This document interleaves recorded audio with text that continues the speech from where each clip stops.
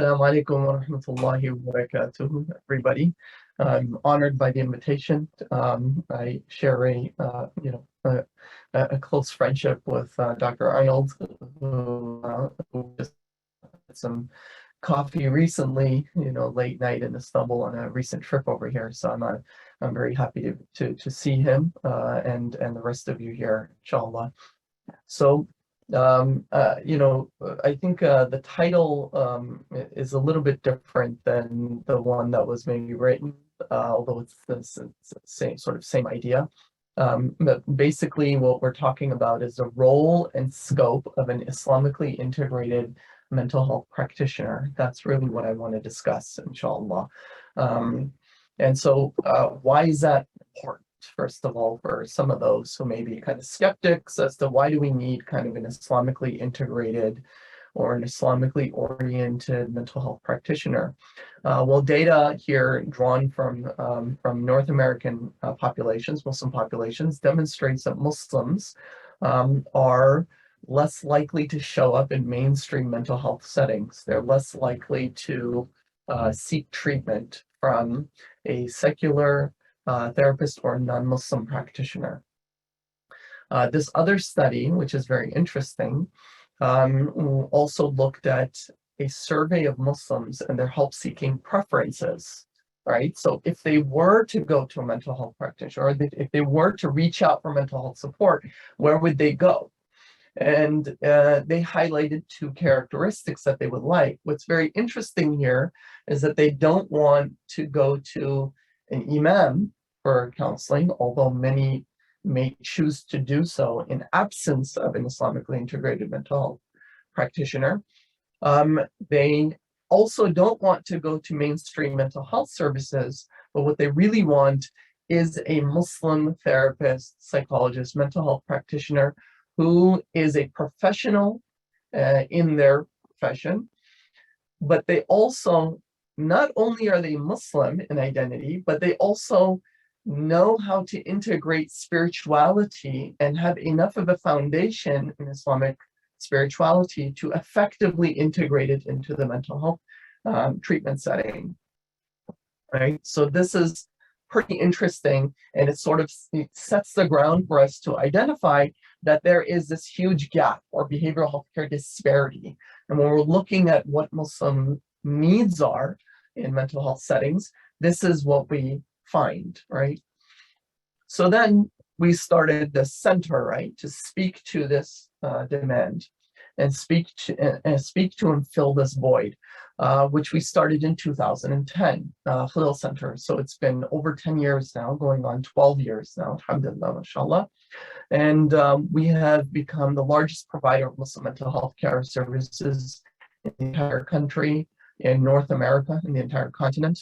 And we have centers. Our national headquarters is in Chicago. We have offices in New York, in the Bay Area, in Los Angeles, and in Toronto, Canada. And we have a team of over 40 psychologists and mental health practitioners. And we have a staff of over 60, alhamdulillah. So over the years, we've been kind of really working at, and we have, by the way, a huge wait list of individuals of over 1,000 patients waiting on our wait list. So we're actually not able to see anybody, unfortunately, currently, despite the size of our organization, for at least 6 to 9 months. So it just kind of shows you the incredible demand for this kind of mental health services, this kind of mental health care service. So what is unique about what we do? What do we profess to do at Khalil Center? And it is really that Islamic integration. We are a psychological and spiritual wellness center that practices, that seeks to advance the practice of professional psychology rooted in Islamic principles. And what we're doing is to target mental health conditions, right, and to provide treatment. Our clinics is what we are most known for, but we also offer community education, right, parenting, marriage, mental health awareness, khutbahs, etc., to try to really raise the level of resiliency and prevention within our community. The other thing we have is our School of Islamic Psychology and Research, where we actually train do research and train in our model of care, which is called traditional Islamically integrated psychotherapy. It's a modality in which we have a book on, and we have several courses and levels that we teach about, and we offer this training currently at the historic Süleymaniye Madrasa in Istanbul, and it happens every summer. So this August, inshallah, end of July, beginning of August, we will offer this training as well, just so you are aware of those opportunities that exist. And we also teach this in the US. This is our office, national headquarters in Chicago, not a typical, clinic that you might see, right, in a mental health center. We have an accredited training program. So people who come, who study their doctorate in clinical psychology, social work, mental health, they can do a pre-doctoral internship as recognized in partnership with the State Psychological Association, Illinois Psychological Association. And we are listed as an accredited training center with all of the major universities that offer clinical training programs in the regions where we are, mostly in Chicago, but also in the other localities in which we have offices at. So just to show you that we're very much integrated into kind of the mainstream mental health care, and our services are accepted mainstream clinical services in which insurance panels and health insurances cover the cost of care for people to come to a Khalil Center and get Islamically integrated mental health care in the US. Just to speak to the need once again, how this is our data from Khalil Center. This is built upon thousands and thousands of surveys that we've given, because we serve upwards of over 5,000 patients a year in our clinics, all Muslim patients. And we ask them, why are they coming to us, right? And here's the answers that we got, right? That it's very important for them, extremely important, somewhat important for them, that their therapist shares their religious values. And even more so, how important is it that religion and spirituality is an essential part of the therapy process? And the majority of them say that it's an essential part of the therapy process. A statistic that's not in here that I'll mention is that the majority of them, over 75% of these patients, have never sought mental health care before. And if Khalil Center did not exist, then they would not have come in and they would not have gotten mental health care. So it's just to show you the degree of need that's out there and how resistant practicing Muslims may be to seek out mental health care services. And by the way, this isn't like an exclusive target of individuals who are all extremely conservative populations. You have the entire gamut of the spectrum of the Muslim community, all the way from, practicing during Ramadan to the very conservative. And what the common denominator is that most of these Muslims, when they are experiencing pain or struggle, the way that they make meaning and interpret that suffering is through religion and through their spirituality. So then we constructed TIIP, because we said, hey, we can't just say we're going to do Islamically integrated psychotherapy and just make it up as we're going along. We need to have a model, and that requires an exhaustive survey of the Islamic intellectual heritage, and then a survey of the current contemporary mental health literature to come up with a framework, right, in which it's rooted in an Islamic epistemological framework, in an Islamic ontological framework of the human psyche. What is human nature? How do we define health, pathology? And then we sort of constructed this model, and we have a book in which we published it, and I teach this pretty regularly, and I mentioned that we teach it at the Süleymaniye yearly. I'm not going to get into that model because that's not the scope and the presentation for today. What I want to talk about is this notion and idea of this Islamically integrated mental health care provider. What is this, and how are they different, right, from the sheikh of tasawwuf and from your generic psychologist, right, from your secular psychologist? And so we want to talk about what is the space and scope for this space or this person. And is there any precedent? Is there any mention of this within our own traditions? So I want to kind of discuss this a little bit and hopefully provide a little bit of some answers to this by the end of my presentation.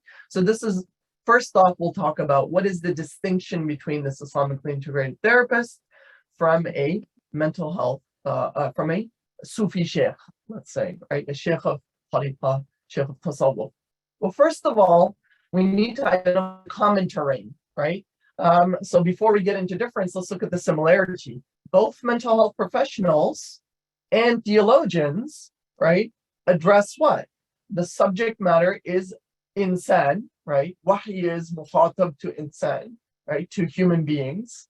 And they are the ones that are mukallaf, right? And responsible for the bringing into place the commands of Allah and remaining, staying away from the prohibitions and having iman, right?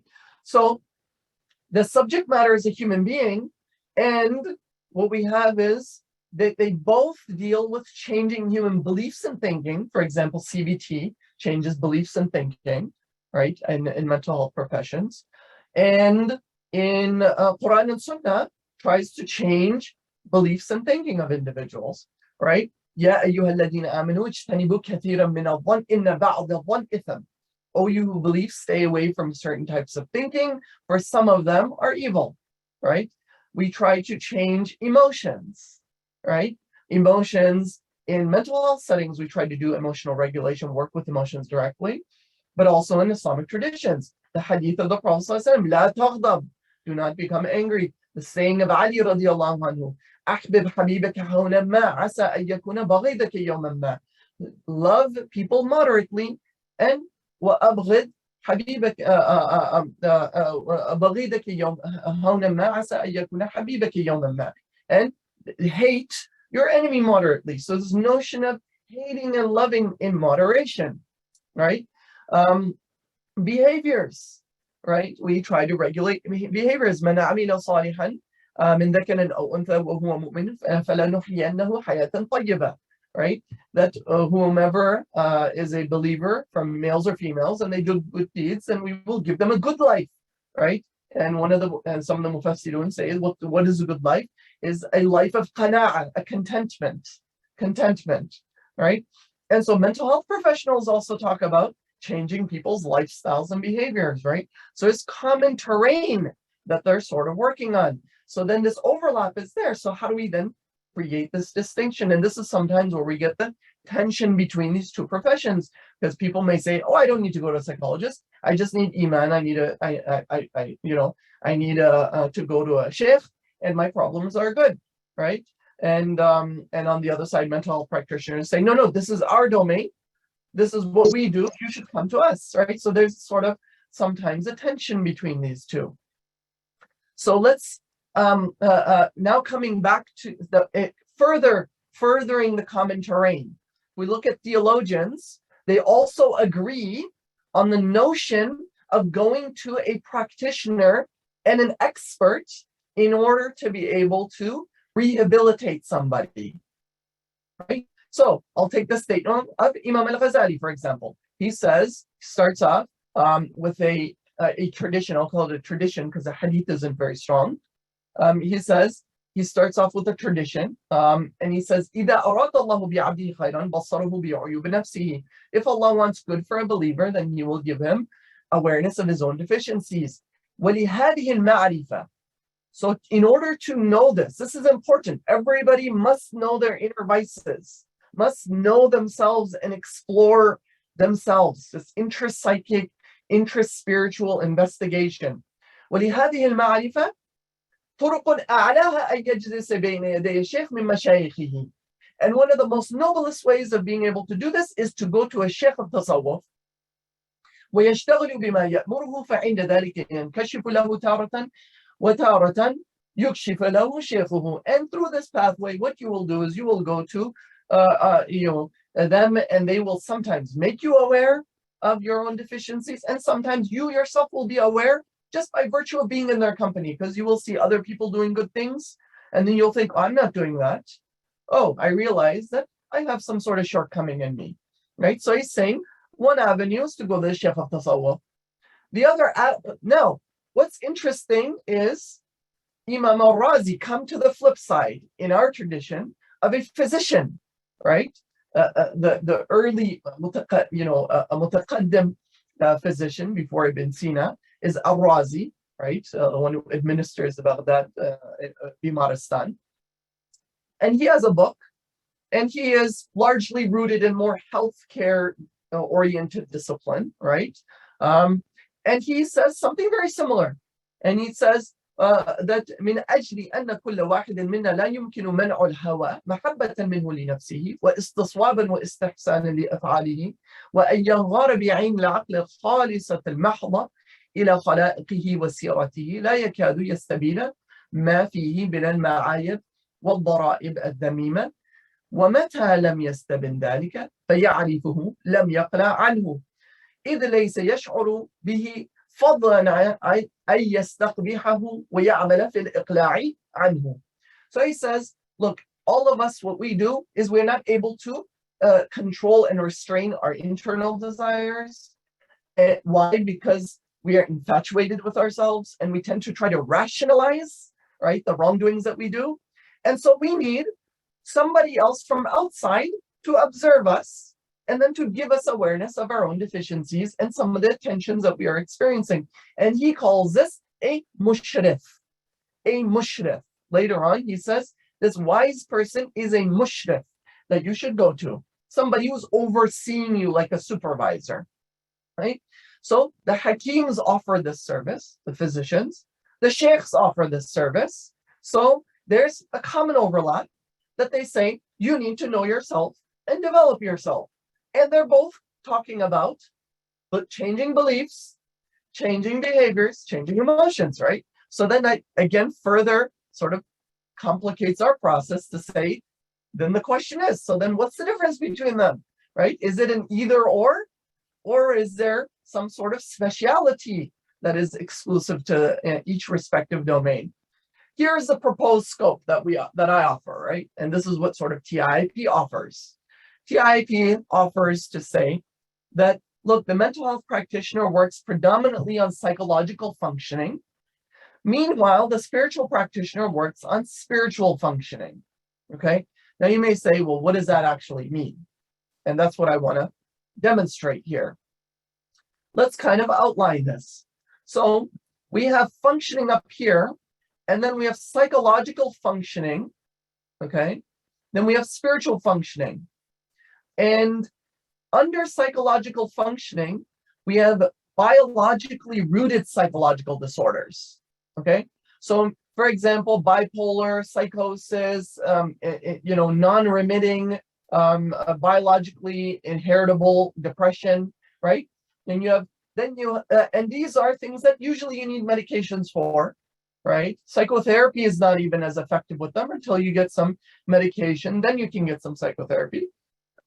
Then we have in our field, as psychologists, we call them psychologically based conditions. This is like psychological in origin, meaning that it's what? It's mostly belief-based.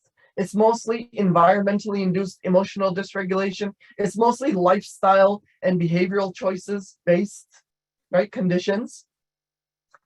And then when we come to the spiritual side, you have psychospiritual disorders, and they are both, and if you look on the side here, this big circle outlines beliefs, emotions, and behaviors. So there is clearly an overlap between psychological and what we can call psychospiritual or spiritual sort of functioning or terrain of the individual.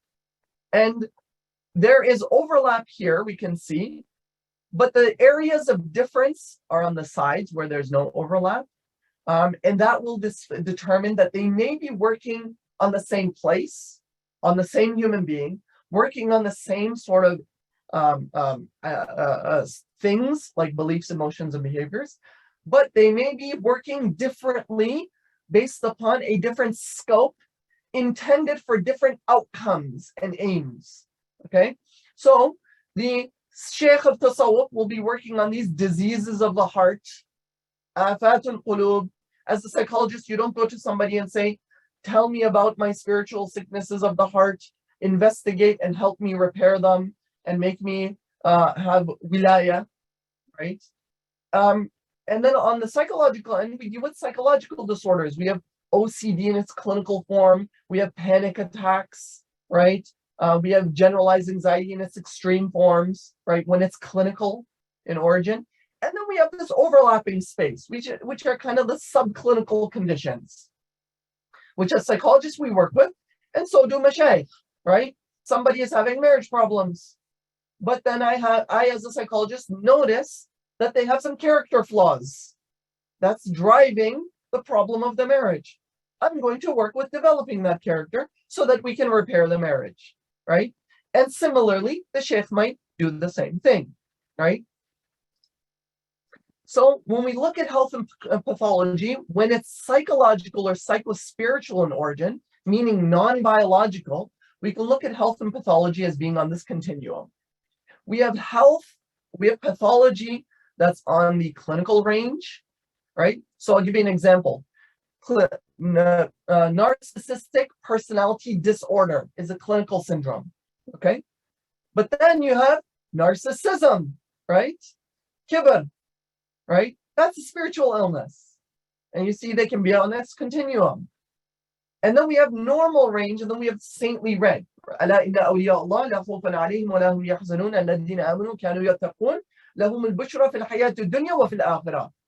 Right? And this ayah talks about the awliya Allah, the saints of Allah. They live on a higher plane of existence. This is what the Mufassirin say about this ayah. One of the tafsirs I found was that they do not experience grief and anxiety in the same way as the average person does. They experience it differently. For example, the Prophet ﷺ experienced grief, huzn, right? Aam al-huzn, the year of sadness. But it was adaptive. It facilitated their relationship even more with Allah Ta'ala. Versus clinical depression, right? That is environmentally induced. I'm not talking about biological here. That's a different story. That in that case, there's a hopelessness and a dying and numbing effect that occurs there, right? And so what we're saying is that there's this continuum and spectrum of health and pathology. And so as psychologists, we generally work here, and we do a little bit of spiritual pathology when it comes to like relationships and this terrain, right? When it's related to issues in their relationship, issues in their environment and whatnot. But then the main feature is that the Sheikh of Tasawwuf works here. And then they try to bring you all the way over here, right? So the Sufi Sheikh's outcomes is what? To generate insanul kamil. Somebody who's free of pathology, spirit, and generate wilaya, kamal in spirituality, right? Whereas the Islamically integrated psychotherapist is working on healthy psychological functioning. And I'm going to take a few more minutes, if that's okay, to kind of make a distinction between then what is an Islam. So then what's the difference between what we're calling an Islamically integrated psychotherapist and a generic secular psychologist? That might have been the question that comes in a person's mind. So what? So you go to a Muslim or you go to somebody else who does CBT then? As long as they work with psychological syndromes, then what's the problem? Here is the distinction between the two. Well, first of all, is there any space for this? Is there any precedent for it? Where did this idea come from? Well, in TIIP, we kind of looked at this from Ghazali, which is very interesting. And he says, وَلِهَذِهِ الْمَعْرِفَةِ up above that I had mentioned, in order to learn about your own intrapsychic tensions and your vices, he says you go to a sheikh, right? But then he says, wait a second, there's another category within the scope of theology. And that is another person who's not the doctor like the Razi was talking about. It's not the sheikh. So who's this person? And this is the very interesting part. And he says, وَالطَّرِيقَ الْأُخْرَى, another modality is that أَيَطْلُبَ رَفِيقًا صَالِحًا عَالِمًا بِأَسْرَارِ هَذَا الْأَمْرِ, that you seek out a companion, an authoritative companion who is salih, pious, عَالِمًا, an expert بأسرار هذا الأمر. أي أمر؟ يعني معرفة عيوب النفس. Right? Which issue are they an expert in how to facilitate an awareness of your intrapsychic tensions. And what do? فيصحبه ويجعله رفيقا على نفسه ليلاحظ أحواله وينبهه على عيوبه. And this is what you do. You kind of take them and you take them on as this sort of mentor. وهكذا كان يفعل الأكابر من أئمة الدين. This is how people of the giants of the past used to do. Meaning that this isn't something new. Cut out the stigma. Like, this is inherent in our tradition, to go to people and to fix yourself, not only when you're sick, but also to develop your own character. Right? So then this is where we get this third space, right? This third kind of person. And we say the TIIP therapist is kind of like the Rafiq, and is not your secular clinician, and it's not your Sufi guide either, but straddles between the two. So what are the characteristics of this person? That they have, that they're salih, upright in character.